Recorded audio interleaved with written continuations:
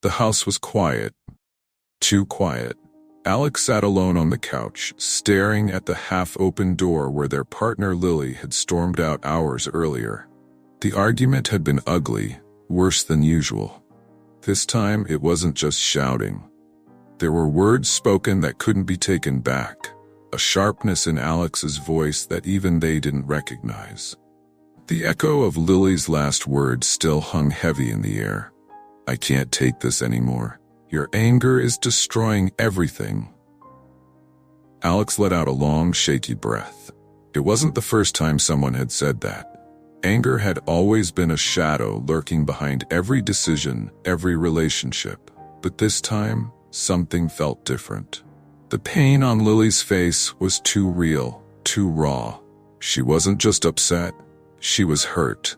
And Alex knew, deep down, that if things didn't change now, Lily might not come back. Alex wasn't blind to their problem, the outbursts, the yelling. It wasn't just at home. Their temper had followed them everywhere. At work, they'd snapped at colleagues for small mistakes. Friends had drifted away, tired of walking on eggshells. Even strangers in public, an offhand comment from someone at the grocery store or a careless driver in traffic could trigger an outburst. It was as if anger was a fire inside Alex, always waiting for the smallest spark to ignite. That night, sitting alone in the darkened living room, Alex finally admitted what they had been avoiding for years. The anger was controlling them, not the other way around. Picking up their phone, Alex started searching for solutions.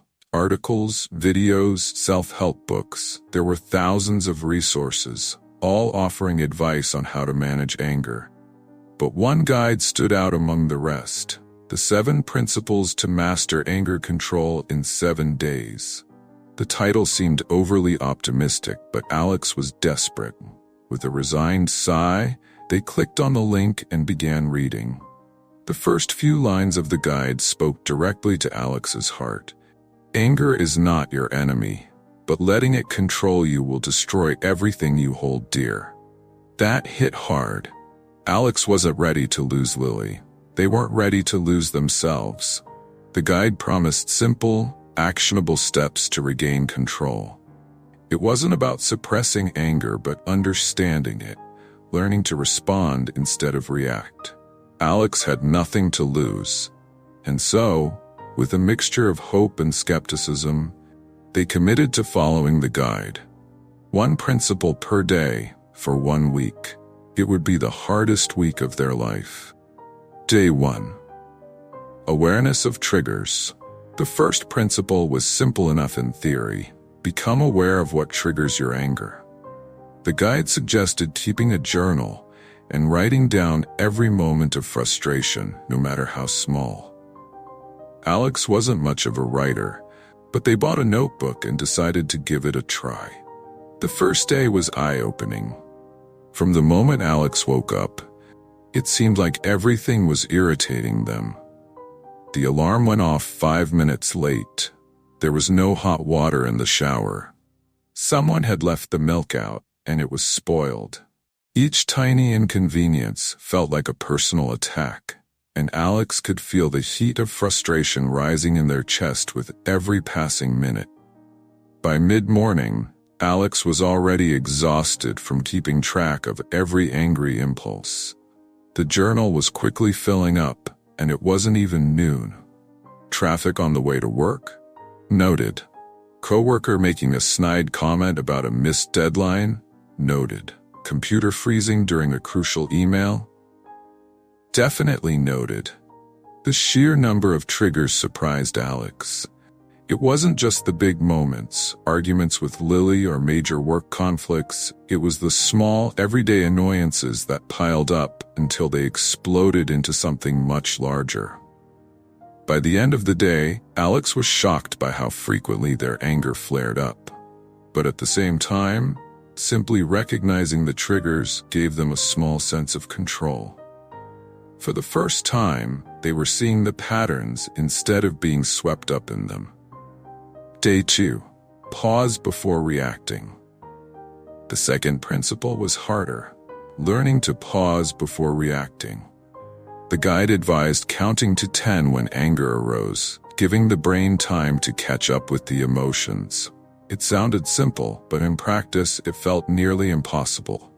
Alex's first test came at work. A coworker, Mark, had been slacking off on a joint project for weeks, and Alex was the one left to pick up the pieces. When Mark casually mentioned that he hadn't finished his part of the report, again, Alex could feel the familiar surge of anger bubbling up. The temptation to lash out was overwhelming. But then Alex remembered the guide. Pause. Just pause. They closed their eyes, took a breath, and counted to 10.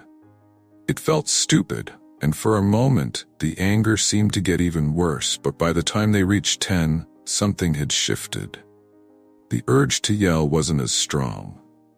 Instead of snapping, Alex calmly told Mark that they needed to talk after the meeting. It wasn't perfect, but it was progress. That night, Alex felt both proud and frustrated. The pause had worked, but it felt unnatural, like they were holding back a dam that could burst at any moment. Still, it was better than losing control completely. And when they told Lily about the moment at work, she smiled for the first time in days. "You're really trying," she said softly. That alone made the effort worth it. Day 3. Breath control. The third principle involved mastering breath control. The guide explained that anger often causes shallow, rapid breathing, which signals the body to stay in a heightened state of stress. Slowing down the breath, on the other hand, could trick the brain into calming down. It suggested a simple exercise. Inhale for 4 seconds, hold for 4, exhale for 6, repeat until the anger subsides. Alex decided to practice this technique throughout the day, especially in stressful moments. It was harder than they expected.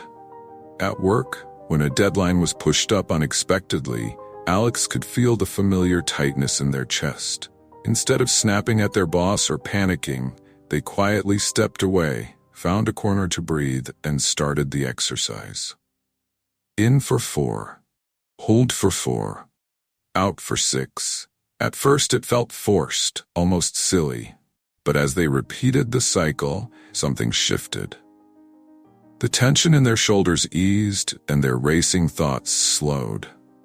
By the time Alex returned to their desk, they felt surprisingly clear-headed.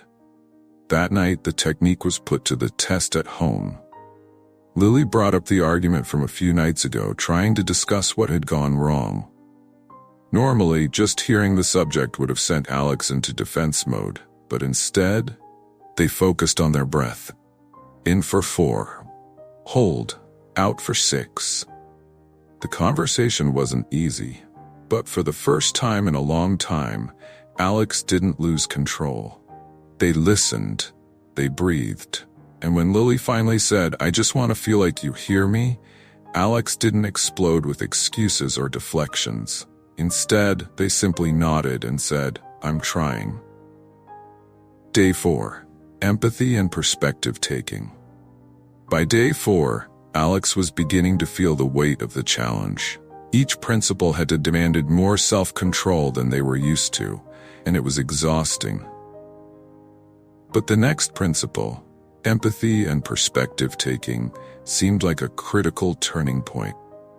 The guide emphasized that anger often comes from seeing the world only through our own eyes. By putting yourself in someone else's shoes, it becomes harder to stay angry. Alex wasn't sure how this would play out in practice, but they were willing to try. At work, a disagreement with a team member over the direction of a project offered the perfect test. Normally, Alex would have bulldozed through the conversation, insisting on their own point of view. But this time, they made an effort to listen, really listen, to the other person's perspective. What were their concerns? Why did they feel differently? At first, it was frustrating. Alex still believed they were right, but as they listened, they began to understand where the other person was coming from. It didn't mean they agreed, but it diffused the tension. The anger that usually bubbled up in these situations was replaced with a surprising sense of calm. That evening, Alex tried the same approach with Lily. Instead of getting defensive when she brought up her feelings, Alex asked questions. They tried to see things from her point of view. It wasn't easy, but the shift in dynamic was noticeable. For the first time in a long while, they had a conversation about their relationship without either of them raising their voices. Alex was beginning to see that controlling anger wasn't about never feeling it. The feelings would always be there. But with each new principle, they were learning that it was possible to respond differently, to pause, to breathe, to listen. The week wasn't over yet, but for the first time, Alex felt like they were starting to regain control. Day 5. Physical activity as an emotional outlet. By the 5th day, Alex could feel the weight of the challenge. The effort of implementing each principle had been exhausting, but there were small signs of progress. For the first time in years, Alex felt a sliver of control over their anger, but the internal battle was still intense. Each day felt like walking a tightrope, one misstep away from an explosive outburst. The guide's 5th principle, use physical activity as an emotional outlet, was a welcome shift in focus. It suggested that pent-up anger could be released through exercise, allowing the body to burn off the adrenaline and cortisol that built up during moments of stress. Alex wasn't particularly athletic, but the guide emphasized that even simple activities, jogging, walking, or stretching, could help channel the energy that would otherwise fuel an outburst. Alex decided to give it a try. That evening, after a particularly frustrating day at work, they laced up their old sneakers and went for a jog around the neighborhood. At first, it felt awkward and unnatural. Alex wasn't used to running, and their legs ached almost immediately. But as they pushed through the discomfort, something shifted. The rhythmic pounding of their feet on the pavement, the steady in and out of their breath, and the cool evening air on their face all worked together to calm the storm that had been brewing inside them all day. By the time Alex returned home, their mind felt clearer than it had in weeks. The frustrations of the day, the missed deadline, the passive-aggressive email from a colleague, the minor argument with Lily over dinner, seemed distant and manageable. The anger that had been threatening to spill over had been burned off, leaving behind a surprising sense of peace. This became Alex's new routine. Each day after work, instead of stewing over the small annoyances and irritations, they went for a run. It didn't solve all their problems, but it helped Alex release the physical tension that often accompanied their anger. The benefits weren't just physical, they were emotional too. Each run gave Alex a sense of accomplishment, a reminder that they were actively working toward change. And with each day, controlling their anger seemed less like an impossible task and more like a skill they were slowly mastering. Day 6. Positive reframing. As Alex entered the 6th day of the guide, they were met with one of the most challenging principles yet: reframe your perspective. This principle required Alex to change the way they viewed frustrating situations. Instead of seeing them as personal attacks or signs of failure, Alex needed to practice reframing them in a more positive or neutral light. It sounded easy in theory, but Alex quickly realized how deeply ingrained their negative thinking patterns were. They had spent years interpreting every slight, every criticism, as a reason to get angry. Reframing these situations would take more than just willpower. It required a complete shift in mindset. That morning, Alex received an email from their boss, criticizing a project they had submitted. In the past, Alex would have taken the email personally, feeling attacked and unappreciated. But today, they paused. Instead of reacting immediately, Alex took a deep breath and tried to see the situation differently.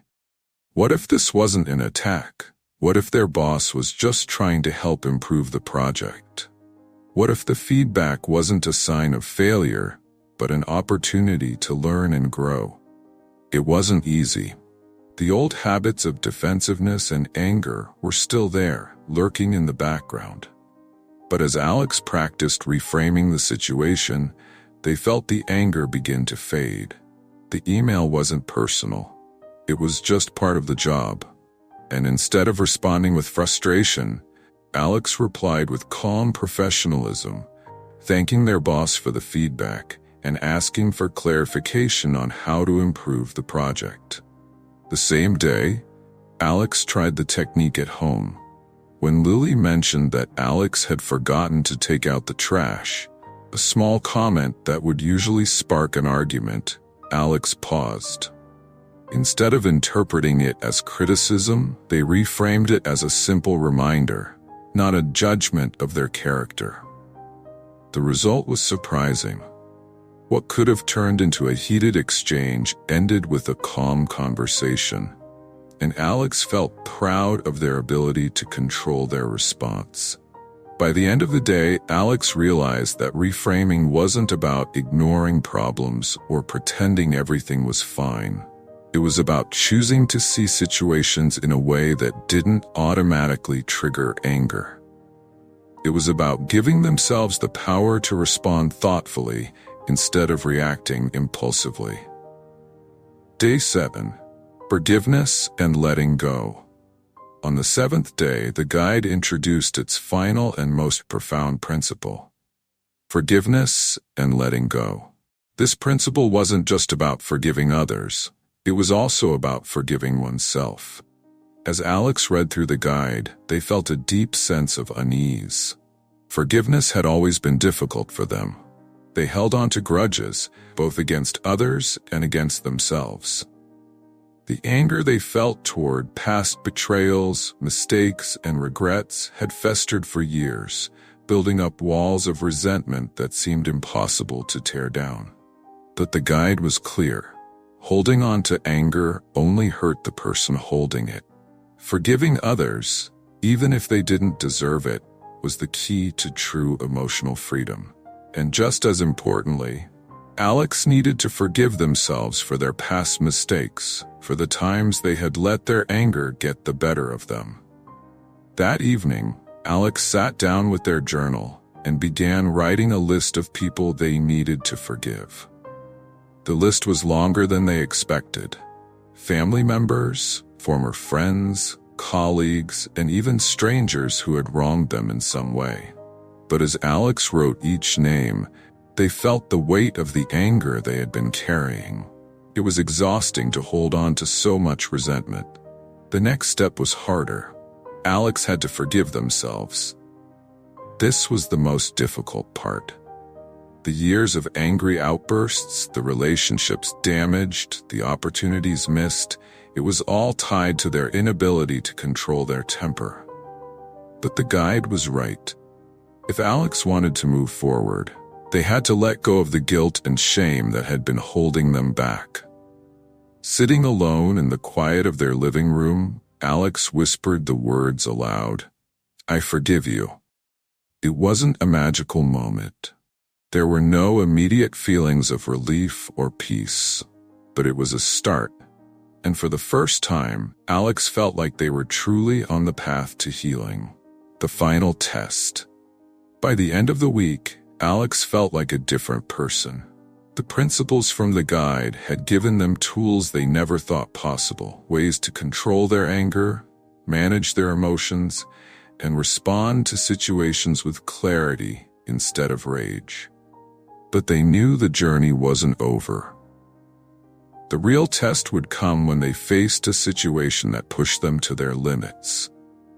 That test arrived sooner than expected. The following week, during a family dinner, A long-standing issue between Alex and their father resurfaced. It was a topic that had always triggered Alex's deepest anger. Memories of feeling belittled and dismissed as a child. In the past, any mention of the topic would lead to a shouting match, with Alex storming out in frustration. But this time was different. As the conversation heated up, Alex could feel the familiar rush of anger rising inside them. Their father's words felt sharp, cutting deeper than they had in years. But instead of lashing out, Alex remembered the principles they had learned.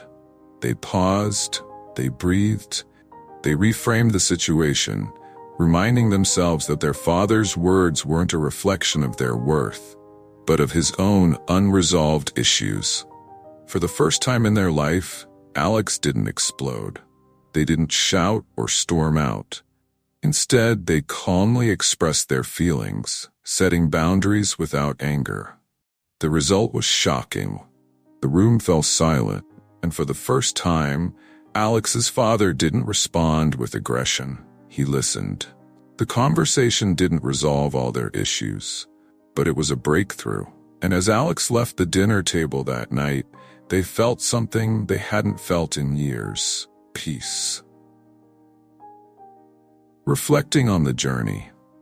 In the days that followed, Alex reflected on the past week and the transformation they had experienced. The principles from the guide had done more than just help them control their anger. They had reshaped the way Alex viewed the world. Anger was no longer the driving force in their life. It was still there, of course, but it no longer controlled them. Alex had learned that anger was a natural emotion, but it didn't have to dictate their actions. The biggest lesson, Alex realized, wasn't just about controlling anger. It was about understanding themselves. Through the process of becoming aware of their triggers, pausing before reacting, and practicing empathy and forgiveness, Alex had come to terms with the deeper emotions underlying their anger: fear, insecurity, and a longing for control. By addressing these emotions, they had found a way to live more peacefully, not just with others, but with themselves. A call to action. Alex's journey wasn't over, but it had reached a turning point. They knew that controlling anger would be a lifelong practice, but they were no longer afraid of it. They had the tools to manage their emotions, and more importantly, they had the self-awareness to recognize when they were slipping back into old habits. In the final entry of their journal, Alex wrote a note to anyone who might one day read their story. If you're struggling with anger, know this: it's not the end of the road. You can change. It won't be easy, and it won't happen overnight, but it's possible. Start by understanding your triggers. Learn to pause, breathe, reframe your perspective, and most importantly, forgive both others and yourself. Anger doesn't have to control you. You are stronger than that. As Alex closed the journal, they smiled to themselves. The week had been hard, but it had been worth it. They weren't perfect, but they were trying, and that, Alex realized, was enough.